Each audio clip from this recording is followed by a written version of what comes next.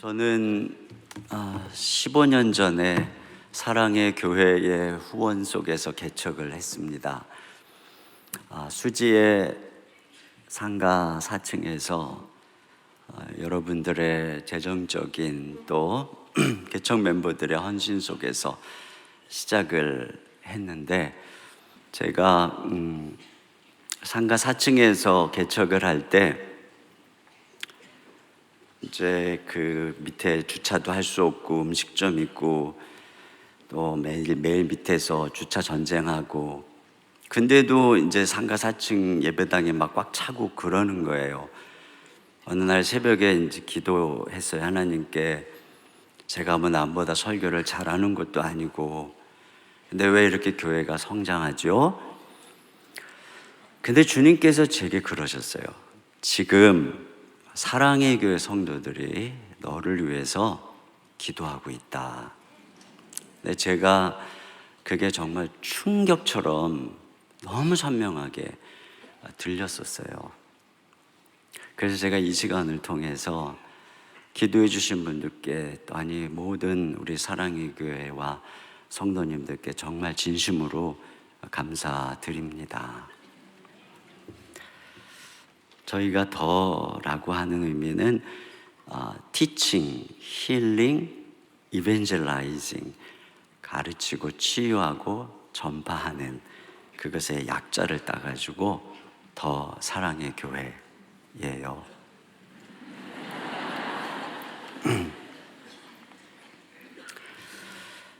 제가 큰 실수를 했어요. 사실 제 앞에 계신 강사님의 영상을 듣는 게 아닌데 정말 실수였어요. 얼마나 은혜가 되는지 완전히 마음이 쫄려가지고요. 큰일 났다 이거. 그래서 제가 오정현 목사님께 절대로 기도에 대해서 간증도 하고 말씀도 전하라고 해서 이렇게 이제 준비했는데, 아니 앞에서 기도의 거장에 나오셔가지고 다 말씀하셨는데 무슨 제가 얘기를 또 하나 싶어갖고 말씀을 바꿨어요. 그래가지고 이제 다른 말씀으로 열심히 준비했는데 어젯밤에 하나님께서 저한테 그러시는 거예요. 너 비겁하다. 내가 너에게 준 은혜가 있는데 어찌 네가 그것을 남하고 비교해서 그걸 그렇게 초라하게 생각하냐. 주께서 저를 책망하셨어요. 그래서 제가 그냥 저에게 주신 은혜를 가지고 여러분과 함께 나누려고 합니다. 네. 제가 다 알아요. 여러분이 아멘 소리를 어제까지 어떻게 크게 했는지.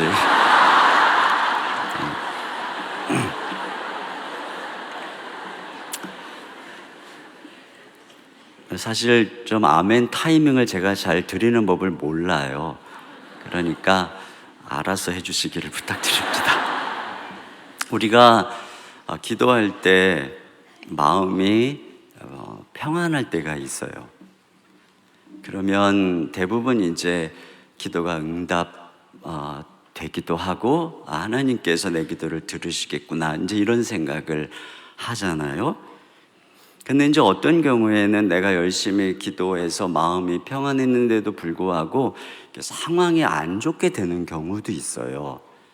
재작년에 이제 저희 아들이 이제 입시 시험을 볼 때 제가 하루 종일 기도했어요. 근데 정말 하루 종일 그 시험 보는 아들을 위해서 기도를 하니까요, 얼마나 은혜가 되는지요. 정말 기도하면서 감사하고 찬양하고 너무 마음이 평강해갖고 대박 나는 줄 알았어요.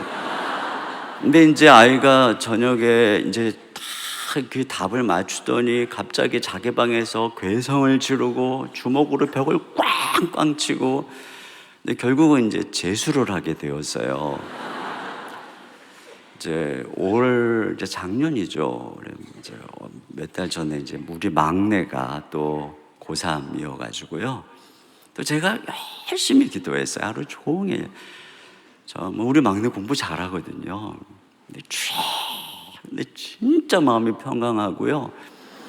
하나님 혹시 모르는 것 있어도 찍으면 다 맞게 해주세요. 진짜 다 맞을 것 같더라고요. 그래서 하루 종일 기도하고 이제 우리 그 막내를 기다리러 갔는데 마음속에 무슨 생각이 드냐면, 와, 이게 전국 수석 나오는 거 아니야? 이제 이런 생각이 들었어요.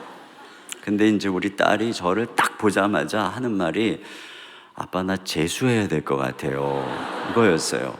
지금 재수하고 있어요. 제 아내는 이제 우리 아이 셋이거든요.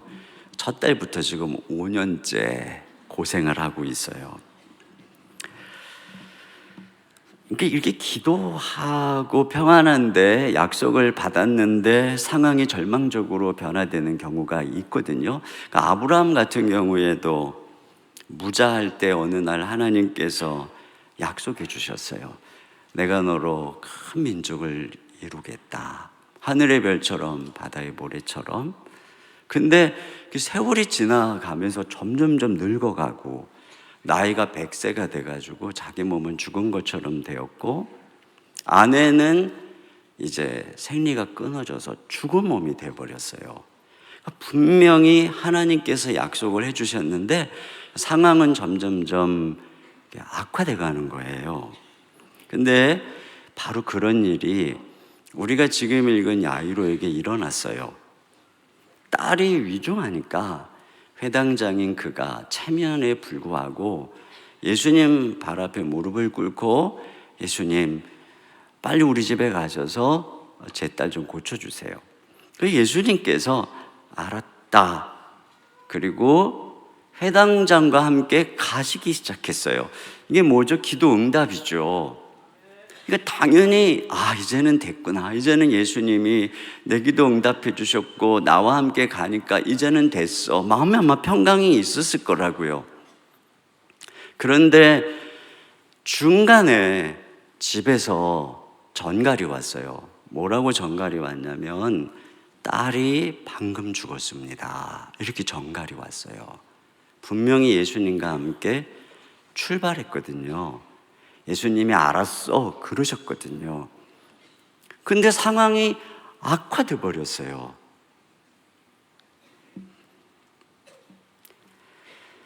자, 이때 어떻게 해야 되나요? 그때 주님께서 이제 뭐라 그러셨냐면은, 얼마나 마음이 두렵습니까? 그 야이로에게 두려워하지 말고 믿기만 하라, 이렇게 말씀해 주셨어요. 따라서 해보세요. 두려워하지 말고 믿기만 하라. 네, 계속 믿으라는 거죠. 여기서 포기하지 말고 계속 믿어라. 여기서 이제 한 가지 알 수 있는 것은, 믿음이라고 하는 여정은 두려움과 싸우면서 걸어가야 하는 과정이라는 것이에요. 야이로가 예수님과 함께 출발했으니까 이제 됐어, 이렇게 생각을 했지만, 그 예수님을 딸이 누워있는 곳까지 모시고 가려면 바로 이 상황이 악화되는 것에 대한 두려움과 싸워서 이겨야만 되는 거예요. 두려워하지 말고 믿어야만 되는 거예요. 그러니까 우리가 믿음의 여정이라고 하는 건, 기도의 여정이라고 하는 것은 그 과정 속에 반드시 이 두려움이라고 하는 것을 만나는 거죠. 그래서 야이로가 두려워서 믿음의 걸음을 거기서 멈추면 딸은 죽는 것이고, 끝까지 두려움을 이기고 믿음으로 걸어가면 딸은 사는 거죠. 제가 사랑의 교회에서 사역을 할 때 주말교회 사역을 담당을 했었기 때문에 제가 젊은이 사역도 했었고요, 또 영성 사역, 그리고 주말교회 사역을 했었는데, 어느 날 이제 아침에 주일날 그곳에서 새벽 예배를 드리고 아침에 이제 우리 아이 가족이 같이 내려가서 이제 주말교회 사역을 했으니까요. 근데 우리 아이의 눈동자를, 5살 된 우리 아이의 눈동자를 보았는데 눈동자가 노란 거예요. 얼굴이 노란 것도 아니고 눈동자가 노란 거예요. 가슴이 덜컥 내려앉았죠. 이게 무슨 일이지? 다음날 아침에 병원에 갔더니 빨리 큰 병원을 가야 될 것 같다는 거예요. 큰 병원을 갔어요. 그래서 이제 막 검사를 했는데 간 수치가 보통 이제 30, 40 이하여야 되는데 간 수치가 2,000인 거예요. 그리고 이 간이 이제 이 배꼽 있는 데서 만져질 정도로 딱딱하게 이제 굳어버린 거죠. 급성 간염이라고 하는데 의사가 한 2주 정도면 나을 수도 있다. 기다려보자. 근데 2주가 지났는데도 전혀 차도가 없고 온몸이 노래지고 그런 상황이 돼버렸어요. 시간이 지나면서 이제 의사가 점점 간 이식을 이야기를 하기 시작했어요. 그 아이 5살 된 딸아이, 그 아이가 그런 모습을 지켜보고 있는데 얼마나 이렇게 마음이 두려운지요.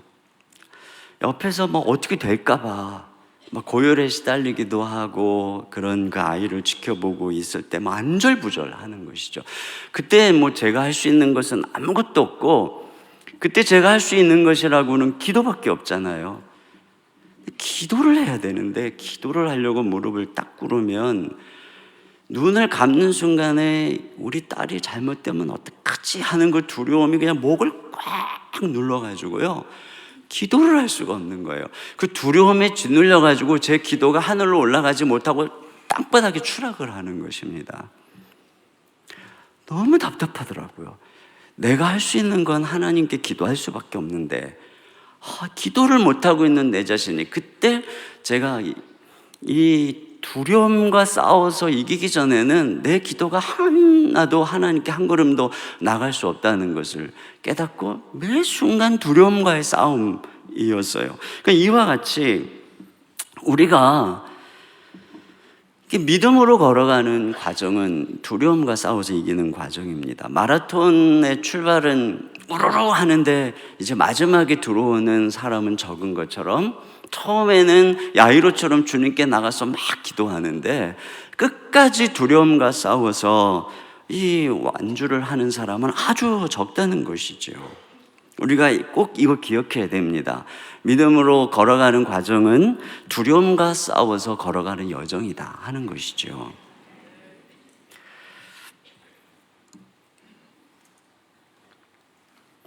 그러면 어떻게 두려움을 이길 수 있을까요? 어느 유치부 전도사님의 이야기인데, 아이들을 데리고 여름 수련회 캠프를 떠났어요. 부모도 못 따라오게 하고 아이들과 함께 이제 어느 개울가에, 조그만 개울가인데요, 외나무 다리가 있어요. 이제 그곳을 아이들을 데리고 이제 건너가야 되는데 통나무를 묶어가지고 만든 다리기 때문에 뭐 건너가려고 하면은 건너갈 수 있는 그런 곳이었습니다. 근데 이제 이 전도사님 생각에 누가 제일 잘 건널까? 아무래도 천방지축 개구장에 아이들 쥐어받고 막 과감하게 뛰고 그런 아이가 제일 잘 건널 거라고 생각을 했는데, 뜻밖에도요, 평소에 선생님 말 잘 듣는 아이들이 얘들아 선생님 따라서 건너자 하니까 다 두려움 없이 건너더라는 것입니다. 그런데 가장 천방지축으로 뛰어다니던 어떤 아이가 건너오지를 못하고 저 건너편에서 떨고 있더라는 거예요. 그 아이가 누구냐면 부모와의 관계에서 애정이 부족하고 신뢰감이 부족한 아이였대요. 근데 이 전도사님이 이런 얘기를 했어요. 부모를 신뢰하면은 전도사님도 신뢰하고 외나무 다리도 신뢰하게 되어 있거든요. 부모와의 애정이 결핍되고 신뢰가 결핍되니 전도사님도 외나무 다리도 사회도 신뢰하지 못하는 거지요. 이건 똑같은 거예요. 우리가 이 두려움을 어떻게 이기냐면 예수님과의 관계에 있는 것이죠. 우리가 예수님을 얼마나 알고 신뢰하느냐, 여기에 이제 우리가 두려움을 이길 수 있느냐 없느냐가 달려 있습니다. 저는 이제 어려서부터 정말 겁이 많았어요. 우리 부모님이 제가 어렸을 때 눈이 되게 컸는가 봐요. 너는 눈이 커서 겁이 많아. 늘 부모님이 그랬는데 실제로 저는 굉장히 소심하고 겁이 많은 데다가 체질적으로 그런 데다가 또 어려서부터 항상 병약했어요. 그러니까 뭐 몸도 약하고, 그런 데다 또 저희 집은 뭐 엄청 가난했어요. 그러니까 뭐 거기에 이제 열등감에, 그러니까 또 그 가난한 그 집안 살림을 이끌어가는 부모님이 20에 저를 낳으셨어요. 그러니까 20에 낳으시려면 19살에 결혼을 하신 거잖아요. 그러니까 이 두 분들이 뭐 얼마나 어려웠겠어요. 그러니까 3일에 한 번씩 싸우셨어요. 그러니까 저는 어린 마음에 3일에 한 번씩 이렇게 이제 하늘이 무너졌어요. 그러니까 제 마음속에는 늘 두려움, 불안, 막 이런 게 이제 있었던 거죠. 제가 부교육자로 있을 때만 해도 제 안에 이런 두려움이 있는 걸 잘 몰랐어요. 근데 이제 교회를 개척하고 보니까요, 조금만 어려움이 생겨도 그렇게 두려운 거예요. 설교를 하는데 어떤 분이 눈을 감고 있으면 한 분밖에 아닌데도 불구하고 내가 지금 설교를 죽쓰고 있구나, 이렇게 생각을 하고요. 어떤 분이 막 인상을 팍 쓰고 있는다거나 또 뭐 나가면서 이렇게 악수하는데도 표정이 안 좋으면 이제 다 우리 교회 안 나오려는가 보다, 뭐 이런 생각이 들고요.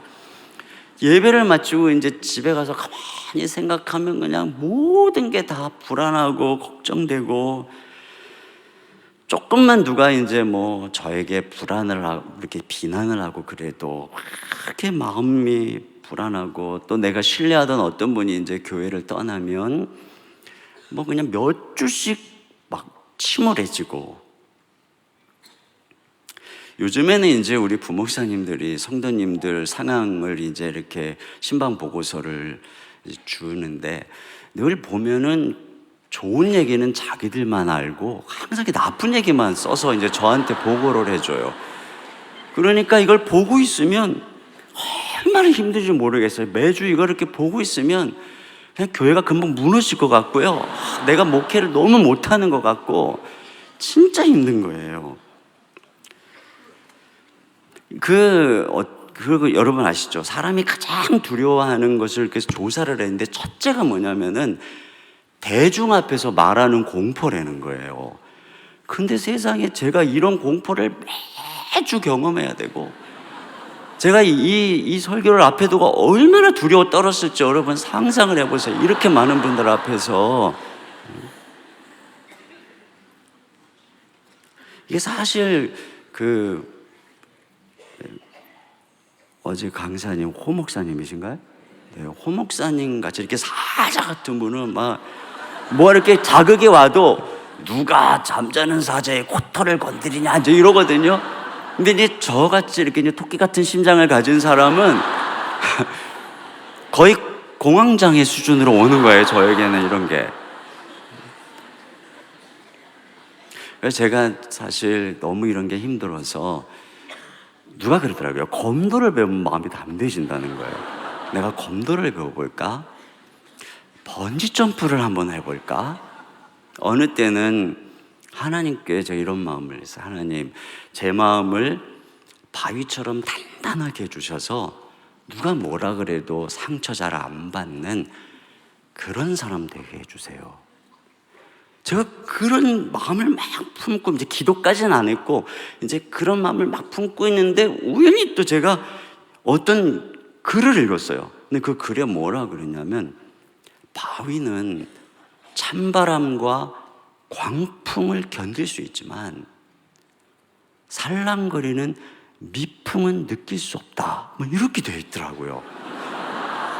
이거 생각해 보니까 그래도 제가 하나님이 나에게 주신 그 은사가 이게 참 이런 예민함, 이런 민감함인데, 내가 이게 딱딱해져 가지고 성령님의 그런 민감한 은혜를 누리지 못하면 안 되겠다. 그래서 그 기도도 못 하고요. 그래서 15년 전부터 지금까지 제 마음은 그대로예요. 지금도 여전히 소심하고 여전히 그냥 여전히 그래요. 그러면 도대체 어떻게 목회를 했을까요? 이런 마음으로. 그러니까 한 가지죠. 맨날 엎드리는 거예요. 제가 맨날 엎드려서 기도를 열심히 했는데요, 사람들이 제가 굉장히 믿음이 좋아서 기도를 열심히 하는 줄 아는데 그게 아니고요, 겁이 많아서 그런 거예요. 딴 사람들은 기도 안 할 일도 무슨 하늘이 무너지는 줄 알고 엎드리니까 맨날. 뭐 교회 조금만 일이 있어도 막 교회가 깨지는가 보다 생각하고 맨날 엎드리고 맨날 기도하고 이렇게 그 다윗이 내가 두려워하는 날에는 주를 의지하리이다. 뭐 이거죠. 저는 맨날 두려운 거예요. 그러니까 맨날 의지하는 거죠. 뭐 그랬더니 주님께서 그 두려움에 제가 매몰되지 않게 해주시고 그 두려움의 노예가 되지 않게 해주시고 그 공포와 두려움과 상처로 성도들에게 제가 무슨 독을 먹이지 않게 해주시고 그 여기까지 인도를 해주신 것이죠. 고맙습니다. 이렇게 마음에 해주셔서 정말 격려가입니다. 지금도 뭐 엄청 제가 이제 담대하게 하려고 그랬는데 그게 안 돼요. 지금 이게 떨려가지고 뭐 어떻게 하겠어요.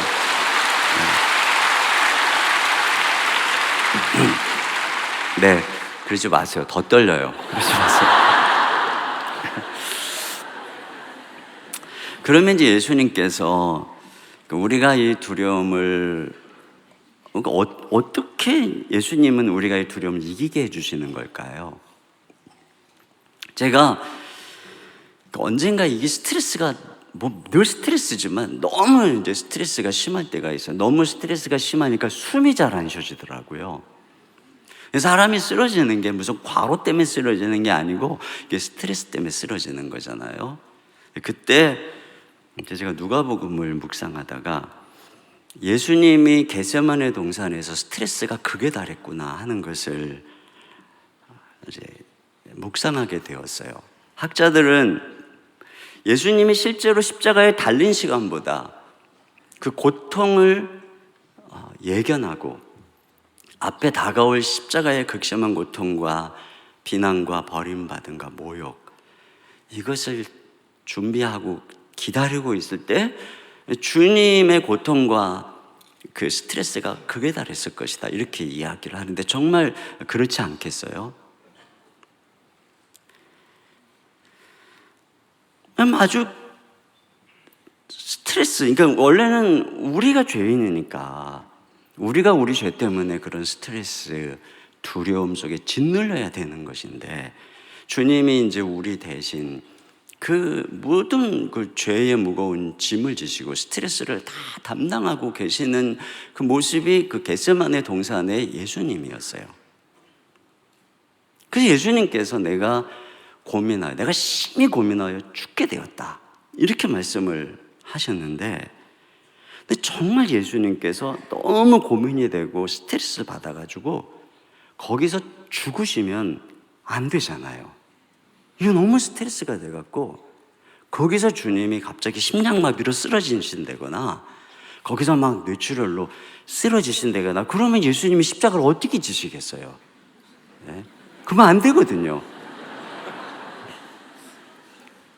그 예수님께서 그 무거운 짐을 다 지시고 짓눌림을 가지고 그 밤에 겟세마네 동산에서 땀방울이 핏방울이 되기까지 간절히 기도하셔서 그 스트레스를 짊어지고 겟세마네 동산에서 저 골고다를 향해 나아가서 결국은 우리를 향한 모든 구속사역을 다 감당하셨잖아요. 그러니까 주님이 모든 스트레스, 이 짓눌림까지 십자가에서 다 담당하셨구나. 그러니까요, 예수님이 나를 위해서 모든 이 스트레스와 짓눌림을 다 담당하셨기 때문에 내가 어떤 스트레스가 있어도 예수님처럼 주님께 나가서 기도하면 주님이 그 모든 스트레스를 다 넉넉히 감당하게 해주실 줄로 믿습니다. 그래서 제가 그때 그 말씀을 묵상하면서 너무 막 은혜가 되고 막 스트레스가 극에 차 있었을 때 찬양이 생각나더라고요. 겟세마네 동산에 주를 생각할 때에 근심이나 걱정을 외면할 수 있을까? 길이 참고 묵묵히 주를 따라가리라. 제가 이 찬양을 막 그날 새벽에 계속 불렀어요. 주님이 그 찬양을 통해서 저를 치료해 주셨어요. 주님은 그뿐이 아니에요. 스트레스뿐 아니라 그 십자가를 지고 가는 과정에서 어쩌면 인간이 당할 수 있는 최고의 공포와 두려움도 경험하시고 담당하셨어요. 로마 군인들이 그 육중한 체구에서 나오는 채찍으로 그냥 주님의 등짝을 내리칠 때 살점이 뜯어져 나갈 때 그 아픔은 물론이고 또 다시 내리칠 때 그 주님이 느끼셨던 공포와 두려움이 얼마나 컸겠냔 말이에요. 그리고 그 예수님이 골고다 언덕을 향해서 올라가실 때 그 느끼셨던 두려움은 또 얼마나 크셨겠어요. 주님의 그 손에 그 못을 박을 때 그 망치로 내리치려고 하는 순간에 우리 주님이 느끼셔야 했던 두려움, 그리고 그 죽음이 다가오는 그 십자가에서 주님이 느끼셨던 그 두려움과 고통은 얼마나 컸어요. 이게 사실은 이 죄인인 우리가 우리의 죄 때문에 이 두 다리가 떨리고 공포에 떨면서, 여러분 그 사형장으로 끌려가는 죄수들 보면 막 걸어가지도 못하고 주저앉고 오줌을 싼다고 그러잖아요. 우리가 그래야 되는 거거든요. 그런데 예수님께서 그런 우리를 너무나 불쌍히 여겨주셔서 그런 공포와 두려움을 다 담당하신 거죠. 그러니까 우리가 우리 인생에 이 죄된 인생을 살아갈 때 진짜 그럴 때가 있다니까요. 제가 우리 딸이 이렇게 아플 때 막 죽음의 공포가 다가오니까 팔다리가 떨리고 손이 떨리고 어떻게 될 줄을 모르고요. 잠을 잘 수가 없는 거예요. 잠을 자다가 우리 딸이 어떻게 될까 봐. 아니 내가 그 하루 이틀도 아니고 제 아내가 그러더라고요. 그러다가 당신이 쓰러지겠다고. 근데요, 그 제가 기도하는 거죠. 하나님 하고 기도를 하면 진짜 놀랍게도요, 정말 생각지도 않은 평강이 제 마음을 확 사로잡고 잠을 자는 거예요. 다시 일어나서 또 힘을 얻게 해주시고. 그럼 우리 주님이 우리를 위해서 모든 공포와 두려움을 다 담당해 주셨기 때문에 우리가 어떤 두려움도 이기지 못할 두려움과 공포가 없는 줄로 믿습니다. 그뿐이 아니죠. 예수님은 십자가에서 버림받으셨잖아요. 모든 사람들에게 버림받았을 뿐 아니라 한 번도 주님의 손을 놓지 않았던 하나님 아버지께서 예수님의 손을 놓아버리시고 등을 돌려버리셨어요. 주님은 그렇게 캄캄한 어둠 속으로 그 영혼이 던져진 것이죠. 그때의 그 버려짐의 아픔과 그 두려움, 그 고독, 그게 얼마나 컸겠어요. 근데 사실 주님이 그럴 이유가 없죠. 근데 우리가 우리 죄 때문에 하나님 앞에서 버려져야 되고 우리 죄 때문에 하나님이 등을 돌려야 되는 건데, 하나님이 우리 손 놓지 못하게 하시려고 주님이 대신 버림받은 거거든요. 그러니까 우리가 우리 인생의 연약함으로 인해서 궁지에 물리고 두려울 때, 그때 우리가 주님 바라보면 주님이 우리를 긍휼히 여겨주셔서 우리 손을 끝까지 놓지 않는 줄로 믿습니다. 처음에는 야이로가 더 적극적이었어요. 예수님, 제 딸을 고쳐주세요. 야이로가 힘있게 주님의 손을 붙잡았어요. 근데 가다가 상황이 악화되고 두려움이 몰려올 때 야이로는 더 이상 자기 힘으로는 주님의 손을 붙잡을 힘이 없었어요. 근데 바로 그때 주님이 야이로에게 그러잖아요. 야이로야, 두려워하지 말고 믿기만 하라. 그때 주님이 야이로의 손을 꽉 붙잡아 줬을 거라고 저는 확신합니다. 그때서부터는 주님이 붙잡아 주시는 거예요. 내가 사망의 음침한 골짜기를 다닐지라도 해를 두려워하지 않을 것은 주께서 나와 함께 하심이라. 그러니까 우리가 힘들고 어려운 사망의 골짜기를 가면서 참 두려워 떨 때에는 우리가 우리 힘으로 주님 못 붙잡아요. 더군다나 저같이 소심한 사람은 잘 못 붙잡아요. 근데 그때 주님이 오셔서 꽉 붙잡아 주시는 거예요. 왜? 예수님이 우리 대신 버림받으셨기 때문에. 여러분, 그것을 믿으시기를 바랍니다. 제가 우리 교회 어느 순장님의 남편이 50대 초반인데 이제 암으로 인해서 병원에서 이제 포기한 상황이 돼버렸어요. 그래서 이제는 그분이 이렇게 믿음도 좋지 않고, 제가 그때 이제 외국을 나갈 일이 있어서 가기 전에 복음을 전하고 믿음을 격려하려고 이제 그 집에 신방을 갔는데 뭐 이제 주저하죠. 제가 복음을 전하고 다시 한번 천국의 확신을 전해주는데 너무 눈동자가 초롱초롱하고 말씀은 너무 기쁨으로 받는 거예요. 그리고서 이분이 저에게 뭐라 그러냐면은, 목사님 저 이제 준비가 됐어요. 저 천국 갈 준비가 됐어요. 목사님 너무 감사했어요. 제가 그 집을 나오면서 제가 이렇게 죽음을 앞에 둔 분들을 신망하고 나올 때마다 이렇게 느끼는 퀘스천이에요. 내가 언젠가 이 죽음의 길을 갈 텐데 나도 이렇게 고백할 수 있을까? 근데 그때 제 마음속에 주님이 주신 그 대답이 뭐냐면, 저분을 붙잡고 있는 게 바로 이 두려움의 골짜기를 지나갈 때 야이로의 손을 붙잡으셨던 주님이 가까이 오셔서 이분을 붙잡고 있는 거구나. 이게 자기 힘이 아니구나. 맞아. 내가 언젠가 그 길을 갈 때도 주님이 오셔서 나를 붙잡아 주실 거야. 아니, 내가 혹시라도 순교의 그 기회가 있어서 그런 두려움의 자리에 있을 때도 분명히, 나에겐 그런 힘이 없지만 주님이 내가 주님 부인하지 않고 끝까지 그 길을 갈 수 있도록 분명히 붙잡아 주실 거야. 저는 그것을 믿습니다. 그러므로 우리가 이 두려움을 이기려면 무슨 담력, 기질, 이것도 이제 어느 정도 작용은 하겠지만, 정말 중요한 것은 주님과의 관계. 이게 얼마나 신뢰하는가, 여기에 있는 것인데, 그러기 위해서 우리가 주님을 알아가야 돼요. 주님을 알아가기 위해서 우리가 자주자주 멈춰서 주님을 바라봐야 돼요. 오늘 야이로가 딸이 위급하니까 얼마나 마음이 급해요.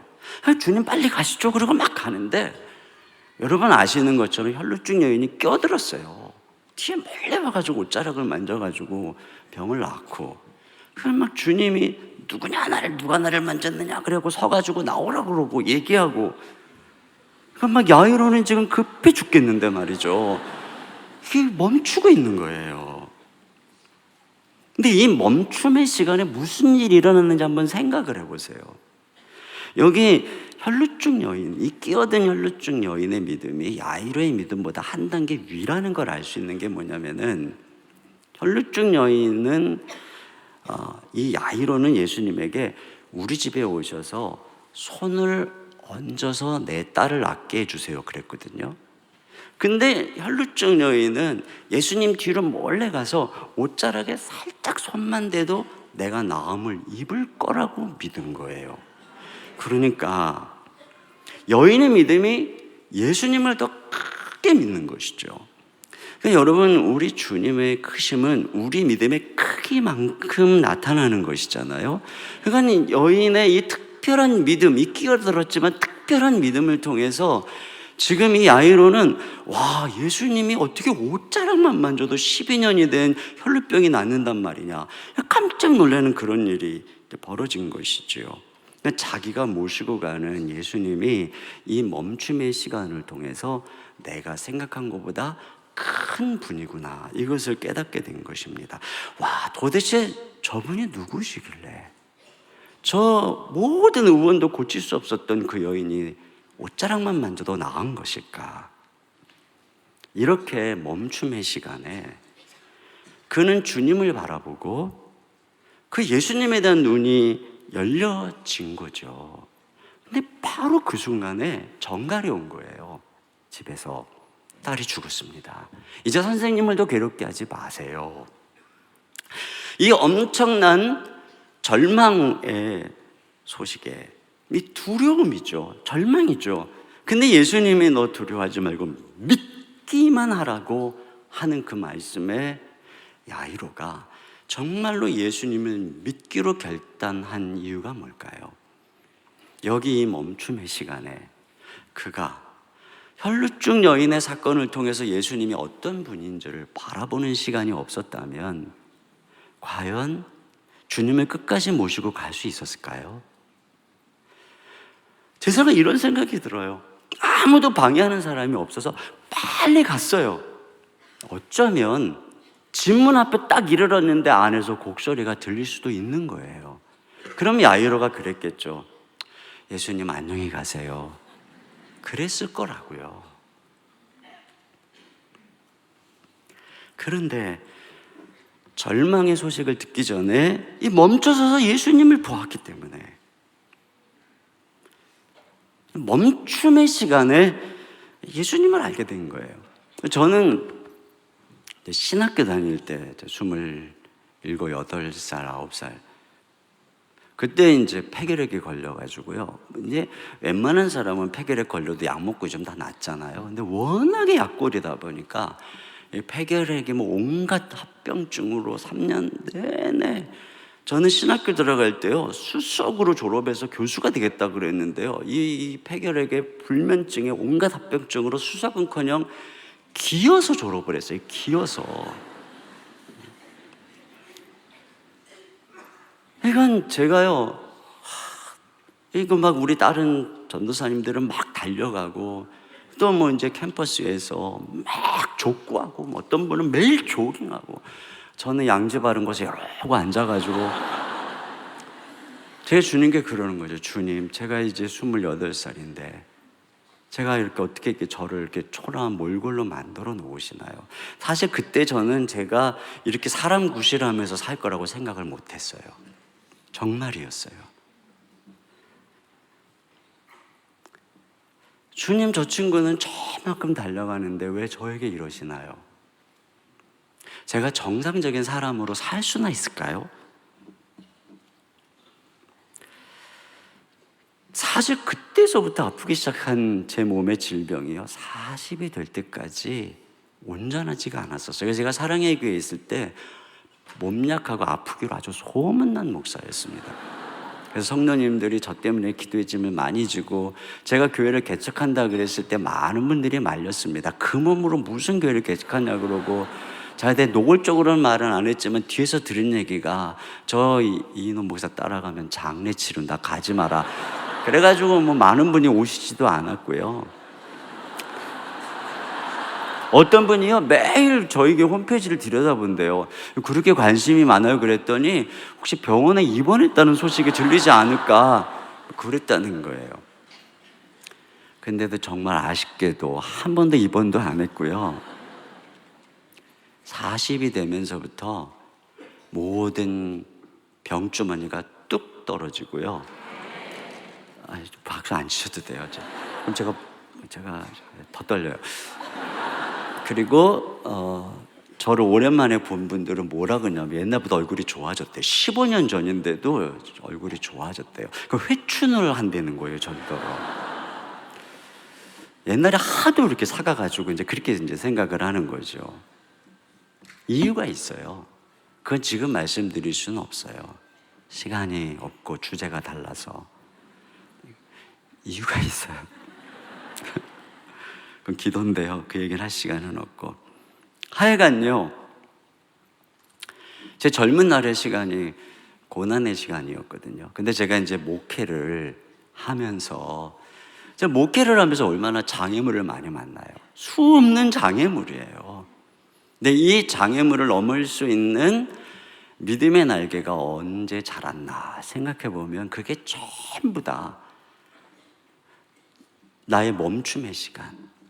남들은 달려가는데 나 혼자 주님 이게 뭐예요? 그러면서 진짜 살려고 몸부림치고 살려고 말씀 붙들고 목숨 걸고 하나님 말씀을 붙들고 몸부림치던 그 시간, 그때에 전부 자라난 거예요. 그때 제가 예수님을 단지 지식이 아니고 저의 생명처럼 붙들게 됐고 말씀을 그렇게 붙들게 되고 그때 복음으로 내 자신이 변화되고 복음의 능력을 경험하게 되고.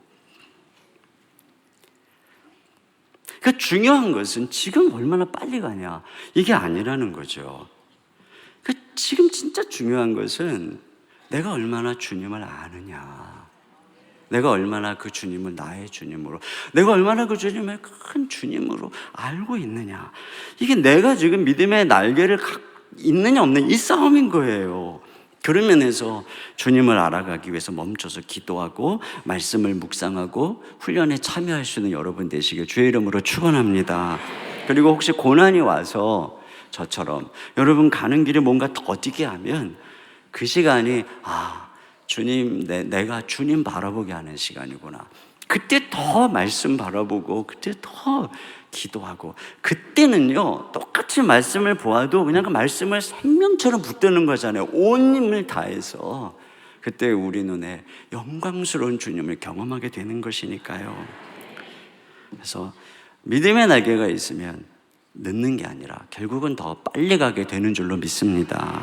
그래서 결국 야이로가 믿음으로 주님 바라보고 두려움을 이기고 주님 손 붙잡고 정말 예수님을 딸이 누워있는 방에까지 모시고 가요.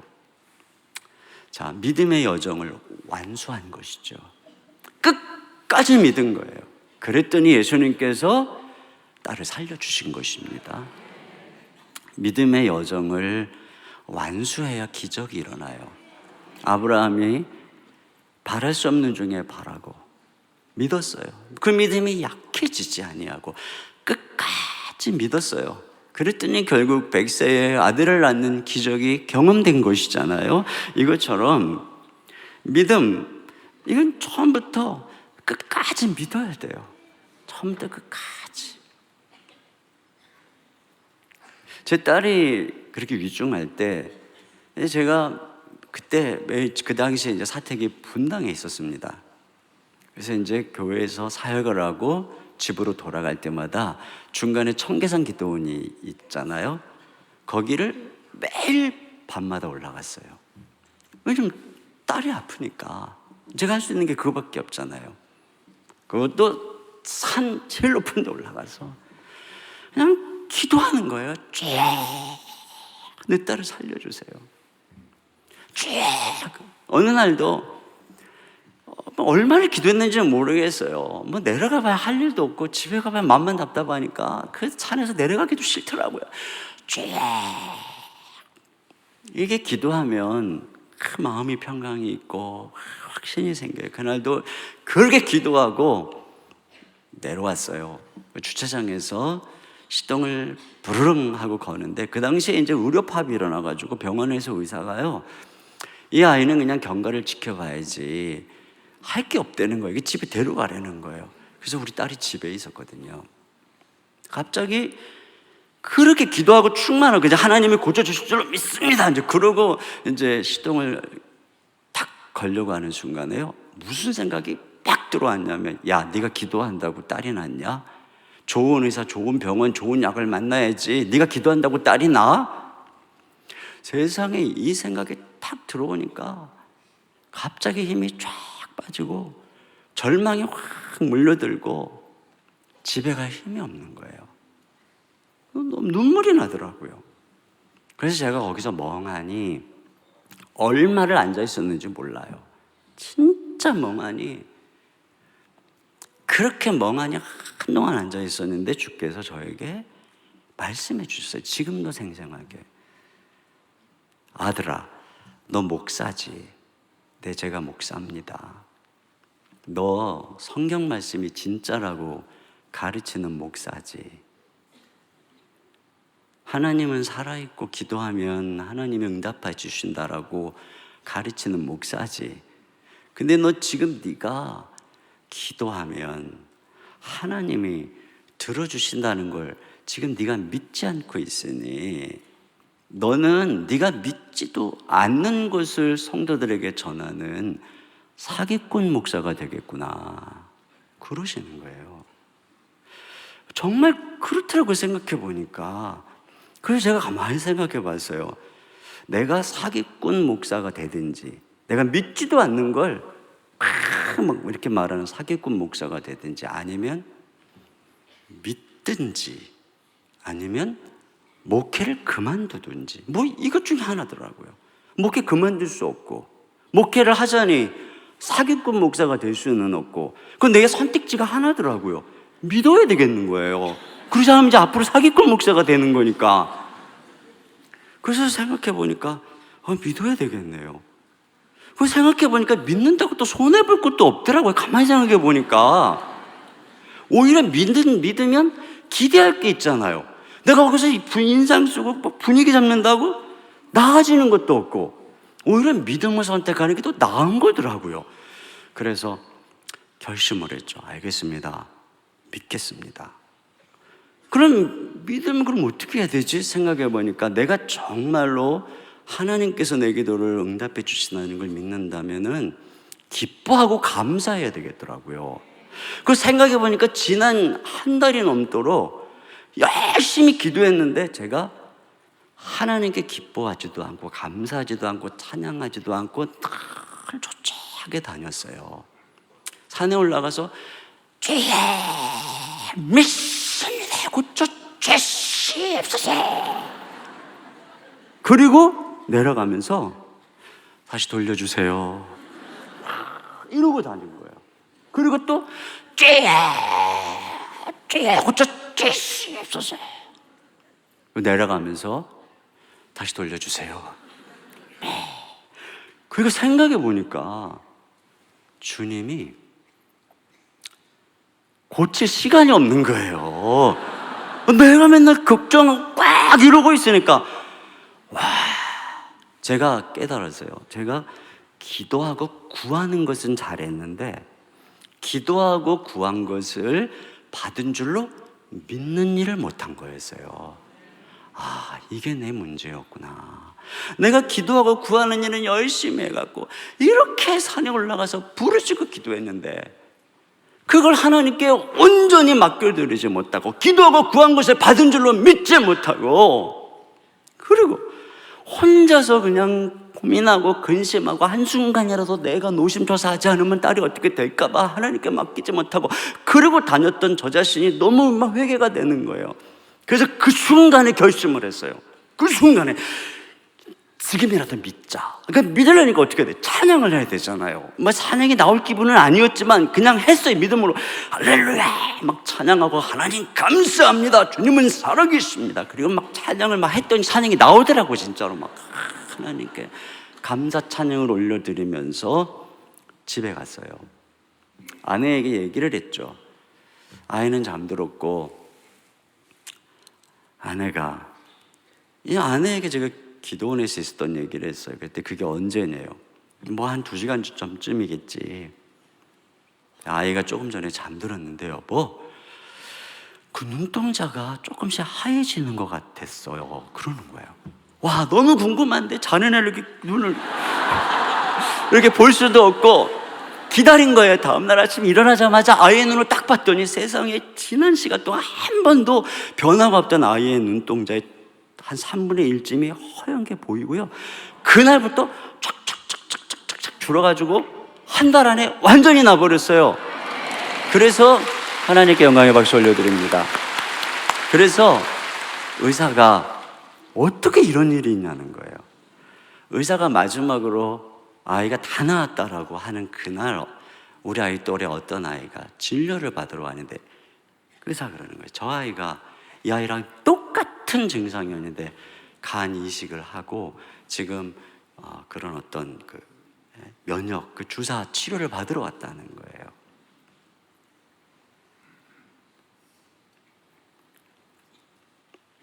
우리 딸은 사실 저 때문에 고생을 한 거죠. 그러니까 이 믿음 없는 아버지 때문에.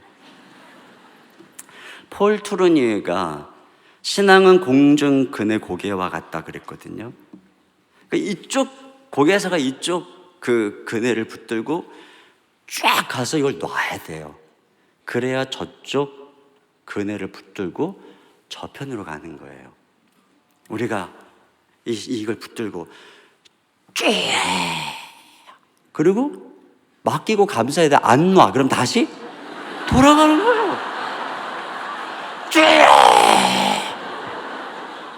이걸 놔야 돼요. 믿습니다. 아멘. 기도하고 구한 것을 받은 줄로 믿어야 돼요. 그래야 이걸 놔야 돼요. 그러면 저쪽 그네가 와서 나를 새로운 세계로 인도해 줄 줄로 믿습니다. 한 가지만 간단하게 더 말씀을 드리면, 제가 여기서 한 가지 깨달은 게 있어요. 이 혈루증 여인이 12년을 앓았다 그러는데 이 야이로의 딸이 12살이거든요. 이 둘 다 12년이어서 어떤 의미가 있을까 하고 묵상을 하는 중에 주님이 제게 주신 묵상이 있어요. 마음. 회당장의 딸이 12살이니까 얼마나 12년 동안 그 딸로 인해 행복했겠어요? 근데 그동안 혈루증 여인은 12년 동안 얼마나 버림받은 소의 고통을 겪었겠어요? 회당장이 12살 난 자기의 딸의 고통이 아니었다면은 지난 12년간 고통을 받아온 혈루증 여인의 마음을 알기나 했겠어요? 이 고통을 통해서 다른 사람의 고통을 이해할 수 있었구나. 그러니까 나의 고통이 다른 사람의 고통을 보게 하는 창문이었다는 거예요. 제가 우리 딸이 아플 때, 제가 그 당시에 금요 심야 기도회를 인도하고 있었는데 딸이 아프니까 제가 앞에서 인도를 못 하겠더라고요. 제가 이쪽 앉아 있고 다른 목사님이 대신 인도를 하는데 우리 딸이 아프니까 화면에 제일 첫 번째 우리 딸 이름이 올라간 거예요. 그때 제가 깨달았어요. 저 화면에 자기 가족의 이름을 올려놓는 성도들의 심정을 내가 앞에서 인도하면서 그분들의 마음을 얼마나 알았을까. 너무 회개가 나오는 거예요. 우리 딸이 있는 이 병원에 병실에 우두커니 두려운 마음으로 그 로비에 앉아 있는데 사람들이 보이는 거예요. 저기 휠체어를 끌고 가는 그 아이의 휠체어를 끌고 가는 어떤 엄마의 모습이, 남편의 휠체어를 끌고 가는 어떤 아내의 모습이, 이 두려운 마음으로 고통 속에서 쳐다보니까 저분이 저런 마음이구나. 저분이 이런 마음이구나. 나는 이 병원에 얼마나 많이 신방 왔는데 내가 여기 있는 분들의 마음을 얼마나 알았을까. 또 회개가 나오는 거예요. 큰아이가 5살이니까 막내는 1살, 둘째는 3살이었어요.